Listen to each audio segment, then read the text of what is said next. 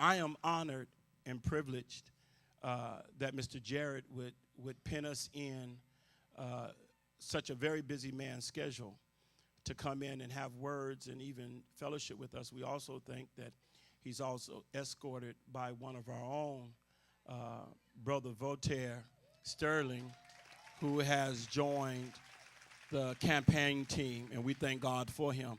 But I'm going to acquiesce and move out of the way to let you know, as president and pastors on point, that I am proudly celebrate the next mayor of San Diego, none other than Mr. Nathan Fletcher, our upcoming mayor in San Diego. Amen. Won't you greet him and stand to your feet? This is the person, I believe, that's going to take us out of the troubled waters that we are in and bring us into equality.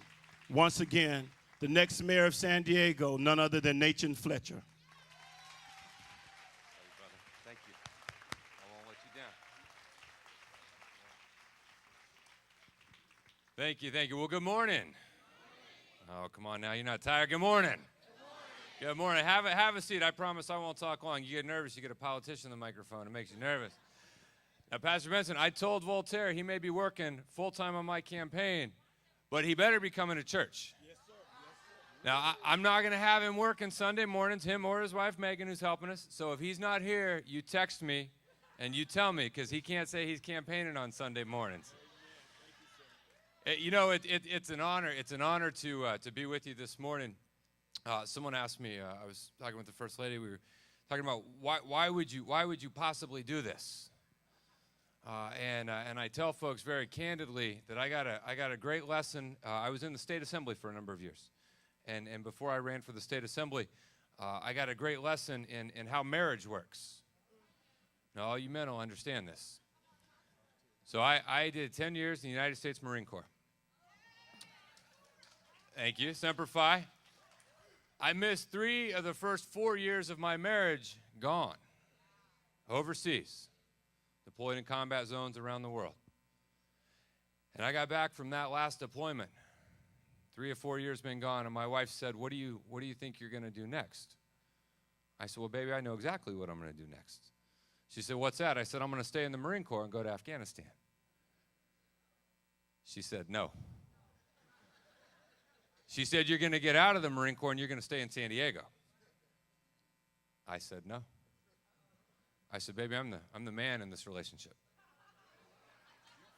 I said, I run things in this house. I said, I'm pretty sure I'm going to stay in the Marine Corps, go to Afghanistan. I said, I'm the decider. She said, well, let's talk about it for a minute.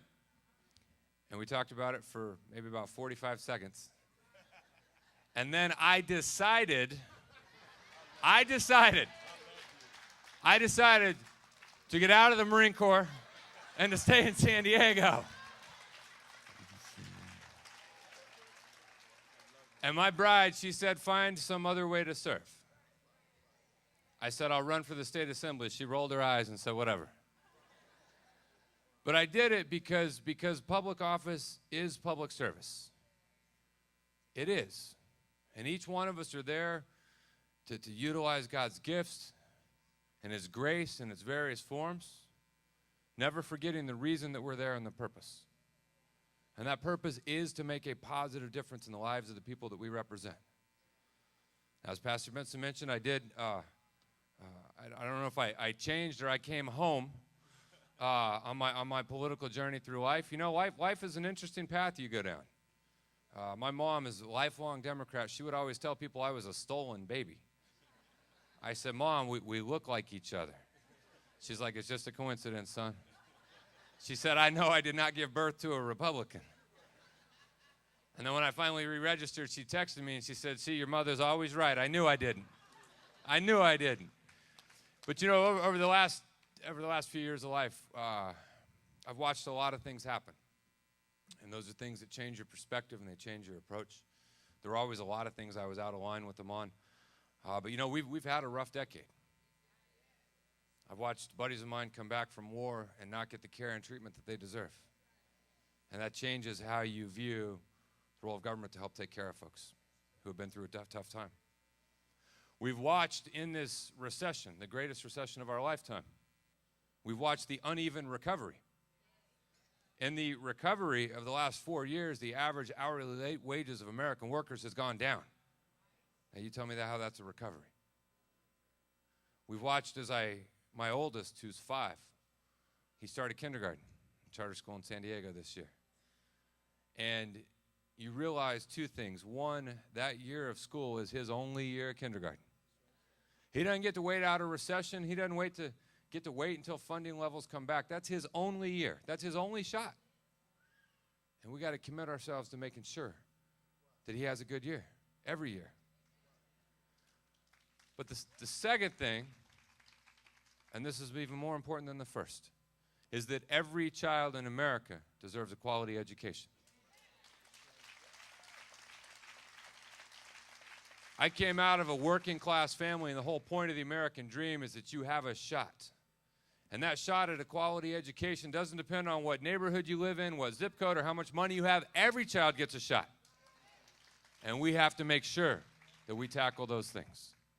And so as I move forward into this campaign, I just want to leave you with the message that I believe it is time to turn the page on the problems of the last decade. It's time to build the city we want to be, a city that has economic opportunity for all.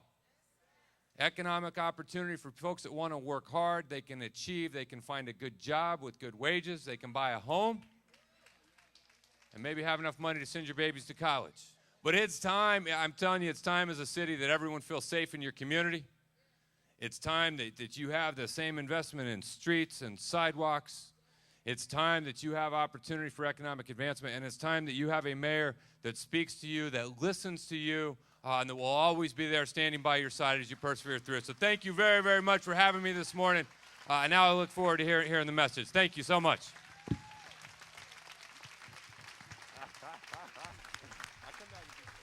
gonna have you too. Remember that.